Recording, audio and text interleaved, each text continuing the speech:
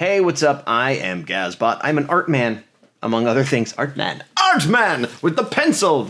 Anyway, what I have here in this big black trash bag is a package that I got from my mother.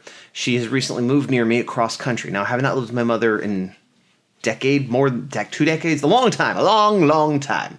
And she has moved 3 times since then, and I've moved 30 times since then. Yet somehow she retained a few of my possessions. One of them is this bag of art, as she calls it. And I wasn't sure what was in it. My guess was that it was something, we didn't even know if it was my art at first. She was like, it's art, I assume it's yours. It's a paper portfolio, I can tell that much.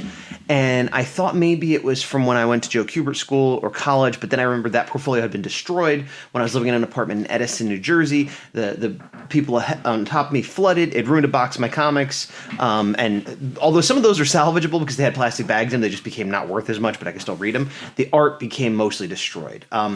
Then I kind of realized this must be from high school. That's my best guess. I ripped a little hole, or my mom ripped a little hole to look, and just saw some like crappy superhero drawings and figured, hey, that's mine, and she's right. So I think this is from high school. I'm going to tilt the camera down. I have not looked in this beyond the little hole right here, and we're going to go on a little journey of terrible high school art together is the plan. So let me tilt this down. Goop, goop, goop, goop, goop. All right. It's a little bit, I'm going to have to flip them upside down for you. All right, and then move this forward, back, I don't know. All right, well, you get the idea. So I'm just gonna go ahead and rip this open. Ooh, it's a garbage bag I'm ripping open here, literal hefty garbage bag. It's probably been in here since, I don't know, for 20 years at least, maybe more. It was probably put in the garbage bag with the idea that that'll keep it safe from water and stuff. It was probably in a basement, and that focus is not working really good. Okay, after a cut, I adjusted the camera angle, which actually shows a bit more of what's going on here, and it's clear, so here we go. Now, first thing, this sort of color folder, I remember in high school, I took art every year in high school, and this was the color we had. They would give us this, and then this is a piece of paper that we would glue. I don't know if you can see, it would be rubber cement we would do on both sides. I think it's called dry mounting. And then you'd stick it on top, and then you would draw whatever represented your art on top of it. Now, we did this, I probably had 4 of these, I'm guessing. This one was from 90, I think it says 94, 95, which would mean that this was my senior year, I guess. And I remember doing others that weren't as bad, but you could see it's just terrible superhero art. We got Quasar. Nope, see, now it just got blurry. How did I get it so clear before? We got Quasar, Die Hard from Youngblood. Let me move this. Maybe if I do this, that'll be a little bit better. Yeah, Quasar, Die Hard from Youngblood, a really weird, bad Lobo that looks like he's in some kind of, I don't know what that pose is. This is Ghost Rider, but he's Ghost Walker because I couldn't be bothered to draw a motorcycle. That's Slimer, who looks exactly like Hydro Man, but he's made of slime. Oh, and Die Hard is Hard to Kill. Oh, these are all not really, I see. This is Mountain Guy, and that's Loka. Okay, so I was very, very clever, and didn't even really finish this drawing, so it's not off to a great start. I'm going to pull this out next, actually. Bloop. I did not know this still existed. This was, I very rarely entered like art contests and things. I think I was in a t-shirt once and that was it, like with a bunch of other artists. It wasn't like I won. It was like everyone in the class basically got to be on it.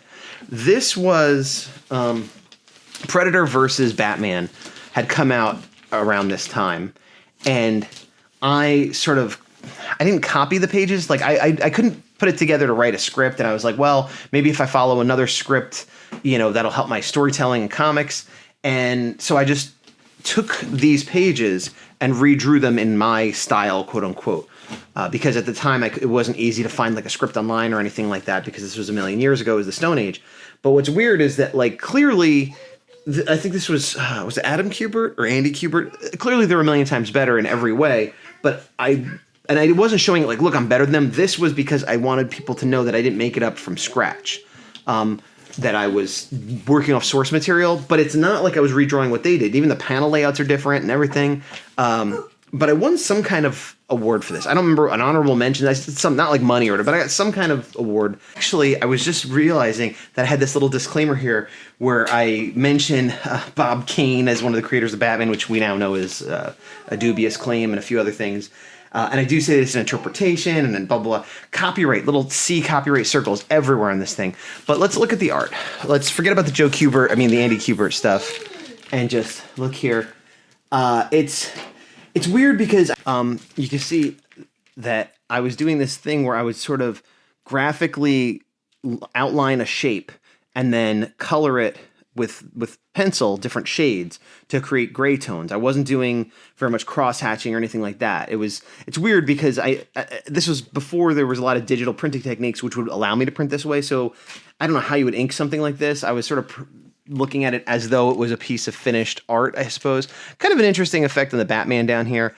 And as far as my layouts at the time were, this is better than my average, but I didn't really learn the lessons that I should have from looking at these. It was more like, I'm going to do it my own way, even though these were all far superior. Not just talking about like my anatomy and things like that, but just in layout and storytelling.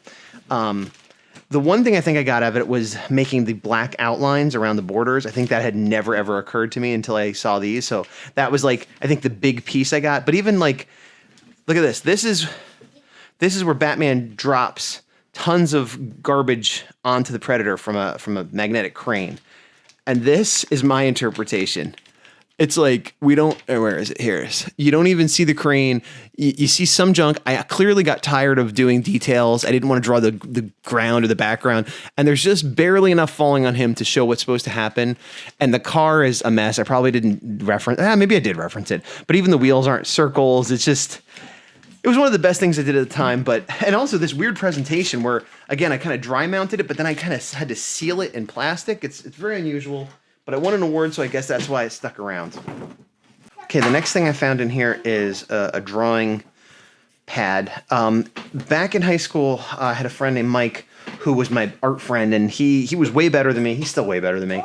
And he was a big inspiration for a lot of the things I did and the way that I did them. And he used drawing, I keep wanting to say boards, sketch pads like this. And so I did too, because up to then I would just draw on whatever paper was laying around. But I was like, well, this is what you draw on. This wasn't the first one I had. This is the Staff number 5. In high school, I had a comic that never came out like a lot of people did, which was just characters and concepts called The Staff. I forget what it was called. I actually co-created it with my friend Frank. He was like the writer, but we never did anything, so it didn't really matter. But it stood for something. Oh, wait, Stellar Tactical Augmented Fighting Force. I can't believe I remembered that. And it was very young, bloody, very military superhero. This is Staff number 5 in Row Beast plus Zone backup story. I don't remember what Zone is. This would have been late high school, maybe even the year after. So, okay. You can see, this is a character called Omni. Look how bad that is. This is I grew up on Image. Well, the thing is, I didn't grow up on Image. I got corrupted by Image later in life. But it's this weird, emaciated, bulbous thing. I like that I filled in the background with black. This is a character called Omni, which is sort of like a cosmic Superman. That if I didn't do much with the Staff, I did even less with Omni. And it looks like I've got some kind of journal entry in here that I'm not going to get into because it's probably boring and emo. Wow, okay, so here's some other character that I literally do not remember creating. And again, you can see the Image influence where it's just like a crazy muscle guy with lots of lines and a weird design and no background. His name is Lee Kenner, but also known as Tempest, the telekinetic, I'm not telekinetic anymore, I cut that out, superhero / vigilante. All right, so that's him. Oh, there's even more. Maybe this was Zone. I literally have no memory of this. There's some electricity and whatever. I have no memory of this whatsoever. Oh, no, sorry. Wait, hold on a second. Okay, I just got confused because he was saying his name was Lee Kenner, and then I flipped it, and it's like, hey, I'm Kenner, but this is Lee Kenner, and at the end he says, God forgive me, I'm going to kill my brother Brandon. Next page, hey, I'm Brandon Kenner. So his brother, I guess this is Zone. Why is it the camera cannot focus for some reason? This is a much better drawing, though still not good. Camera, come on, focus. So this is Brandon Kenner. I don't remember these at all. I don't know why each page is a panel. Oh, look, I started doing actual panels here. Very long McFarlane-esque ones. I used to pencil really rough, and I'd have mistakes and wouldn't really know what I was going to draw. And then I'd go in and be like, well, I know how to draw a face, and I thought I knew how to draw hair. And then like sometimes I would never finish, and it was a mess. And then more of the brother coming to get him, and here's me drawing some pencil stuff that I don't know what that is. I think that's vaguely my friend Mike and Rob, I think. And then this is actually part of a cover to, that's Omni and Arsenic, a character I co-created with Mike. And, Arsenic, there you go. And that was, this is all weird. I remember this era very well. Night. That's very creative. But I don't remember these. Oh, here's Edge. And to be clear, these were kind of sketchy even for that time. Oh, boy. Okay, good. He was a villain. I got nervous for a minute. The White Force. And I'm like, ugh, what? But then K3 with a K. So clearly he was some sort of racist supervillain. And that's it. That is very weird. There's more Arsenic on the back. Oh, graduated in 94, John C. Dorfline Memorial Scholarship one time so I got a $1,000 scholarship when I graduated to art school. I guess I don't know why I wrote that, but it was a memorial fund for a guy named John C. Dorfline. His parents chose me because I guess he did comic booky art, and I showed them things better than this. So there's that. There's a lot more in here than I thought. That's really surprising. I'm going to tilt up here. We'll call that part one. I don't know how long I want to make this video, but the Predator stuff I remember completely. Like even how it was mounted, I remember 100%. Everything in that book, I don't remember. Not like, I kind of remember, like other than the character of Omni, and I don't remember that drawing. It's weird. It's like a lot of times. I was talking to my mom, and she was talking about these little porcelain things she had, and she's like, "Oh yeah, I gave a few." And she's like, "Remember the cave?" And there's a little porcelain cave that went with these animals. Hadn't thought of it or remembered it since I was a child, and as soon as she said it, I'm like, "Yes, I do remember it. I remember the color, the shape, the texture. I remember having it. 100%. You unlocked a memory, and that happens a lot. It's sort of like a weird time travel. Like they're all in here. You just need something to open it. Looking at that, almost none of it. I'm not like, oh yeah, Zone. I remember Zone and his brother. Nope. I must have done that like in one day and forgot about it immediately after. So that's kind of interesting. It's like, it's almost like it's almost looking at someone's interpretation of what they thought I did, what my art was like in high school. And it's very accurate because it was me. All right, I'm going to end it here. We'll do another one. There's a lot more in here. But if this is interesting to you, great. If not, I'm going to keep doing because I need to look at it. So why not film it, right? Okay, goodbye.